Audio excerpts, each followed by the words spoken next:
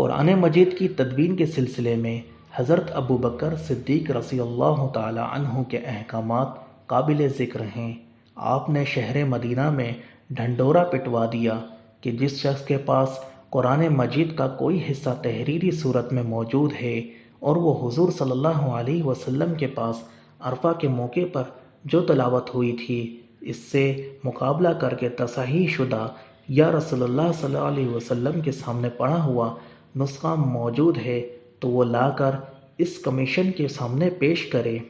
Commission کے صدر حضرت زید بن ثابت تھے، لیکن کئی اور مددگار بھی تھے جن میں حضرت عمر فاروق رضی اللہ تعالیٰ عنہ بھی شامل تھے۔ اس کمیشن کو یہ حکم دیا گیا تھا قرآن مجید کے جو نسخے پیش کیے جائیں قابل اعتماد ہوں اور عرفہ میں پیش کیے گئے ہوں۔ اگر کوئی آیت کم سے کم 2 تحریری نسخوں میں موجود ہو تو اسے لکھا جائے ورنہ رد کر دی جائے۔ حضرت ابو بکر صدیق رضی اللہ تعالی عنہ کے عہد میں اس طرح قرآن مجید کی جمع و تدوین ہوئی اور اس کو ایک معتمد کاتب وحی حضرت زید بن ثابت کی نگرانی میں انجام دیا گیا۔ حضور صلی اللہ علیہ وسلم کے وصال کے وقت کم از کم 20-25 حفاظ موجود تھے، جن میں سے کچھ انصار تھے اور کچھ مہاجرین جنہیں پورا قرآن مجید یاد تھا۔ ان میں سے ایک خاتون حافظہ حضرت ام ورقہ بھی تھیں۔ حضرت زید رضی اللہ تعالیٰ عنہ نے بڑے اہتمام کے ساتھ قرآنی صحیفہ کو مرتب کیا اور پھر یہ صحیفہ حضرت ابو بکر صدیق رضی اللہ تعالیٰ عنہ کے پاس رہا اور ان کی وفات کے بعد حضرت عمر رضی اللہ تعالیٰ عنہ کے پاس رہا اور ان کے انتقال کے بعد ان کی بیٹی ام المومنین حضرت حفصہ رضی اللہ تعالی عنہا کے پاس رہا۔ نمبر 3، عہد عثمانی۔ حضرت عثمان غنی رضی اللہ تعالی عنہ کو جامع القرآن کہا جاتا ہے۔ اس کے معنی یہ نہیں کہ انہوں نے قرآن کو جمع کیا، بلکہ تلفظ کا جو اختلاف لوگوں میں پایا جاتا تھا اس سے ان کو بچانے کے لیے مکہ معظمہ کے تلفظ والے قرآن کو نافذ کیا اور کہا کہ رسول اللہ صلی اللہ علیہ وسلم نے اگرچہ یہ اجازت دی تھی کہ مختلف قبائل کے لوگ الفاظ کو مختلف انداز میں پڑھ سکتے ہیں، تو اب اس کی کوئی ضرورت باقی نہیں رہی کیونکہ مکہ معظمہ کی حجازی عربی اب ساری دنیا اسلام میں نافذ اور رائج ہو چکی ہے۔ اسی طرح حضرت عثمان رضی اللہ تعالی عنہ نے مسلمانوں کو ایک ہی قرآن پر جمع کیا۔ یہ ان کا بہت بڑا کارنامہ ہے،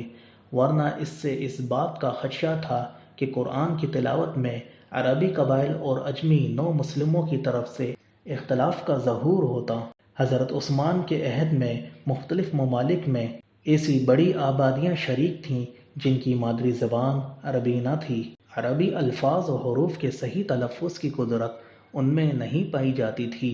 چنانچہ حضرت حذیفہ بن یمان رضی اللہ تعالی عنہ جو ان دنوں آرمینیا کی فتح میں اہل شام اور آذربائیجان کی فتح میں اہل عراق کے ساتھ جہاد میں شریک رہے، وہاں ان دونوں علاقوں شام اور عراق کے مسلمانوں کا قراءت قرآن میں اختلاف دیکھ کر گھبرا اٹھے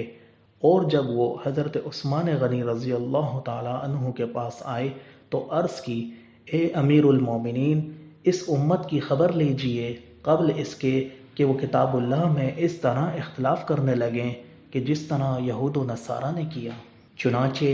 حضرت حذیفہ بن یمان رضی اللہ تعالی عنہ کے مشورے سے حضرت عثمان غنی رضی اللہ تعالی عنہ نے حضرت حفصہ رضی اللہ تعالی عنہا سے حضرت ابو بکر صدیق رضی اللہ تعالی عنہ والا جمع کردہ مصحف منگوایا تاکہ مزید نقلیں کر لی جائیں۔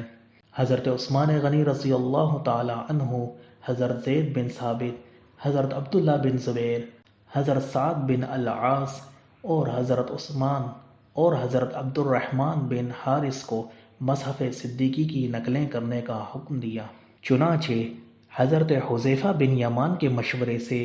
حضرت عثمان رضی اللہ تعالی عنہ، حضرت حفصہ رضی اللہ تعالی عنہا اور حضرت ابو بکر صدیق رضی اللہ تعالی عنہ والا جمع کردہ مصحف منگوایا تاکہ مزید نقل کر لی جائے۔ حضرت عثمان رضی اللہ تعالی عنہ، حضرت زید بن ثابت، حضرت عبداللہ بن زبیر، حضرت سعد بن العاص اور حضرت عبد الرحمن بن الحارث کو مصحف صدیقی کی نقلیں کرنے کا حکم دیا۔ نیز حضرت عثمان رضی اللہ تعالی عنہ نے حضرت زید بن ثابت رضی اللہ تعالی عنہ کے سوا بقیہ قریشی اصحاب سے کہا تھا کہ تم لوگ اور زید بن ثابت رضی اللہ تعالی عنہ کے کسی امر میں اختلاف کریں تو اس کو لغت قریش پر لکھنا، کیونکہ وہ ان کی زبان میں نازل ہوا ہے۔ چنانچہ ایسا ہی کیا گیا، یہاں تک کہ جب اصل مسودات مصاحف میں نقل کر لیے گئے تو حضرت عثمان رضی اللہ تعالی عنہ نے اصل مصحف کو حضرت حفصہ رضی اللہ تعالی عنہا کے پاس بھیج دیا، اور جو مصاحف نقل کرائے تھے ان میں سے ایک ایک نسخہ اطراف مملکت کے ہر علاقے میں بھیج دیا، اور حکم دیا کہ اس کے سوا جس صحیفے یا مصحف میں قرآن لکھا ہوا ہو اسے جلا دیا جائے یا حکومت کے حوالے کر دیا جائے تاکہ ان کو معدوم کر دیا جائے۔ اسی طرح پوری امت ایک قرأت قرآن پر جمع ہو گئی۔ حضرت عثمان رضی اللہ تعالی عنہ کے بعد تدوین قرآن کی نوبت نہیں آئی، اور اسی تدوین و ترتیب کی اشاعت عام ہو گئی، جس میں آج تک کوئی تغیر واقع نہیں ہوا۔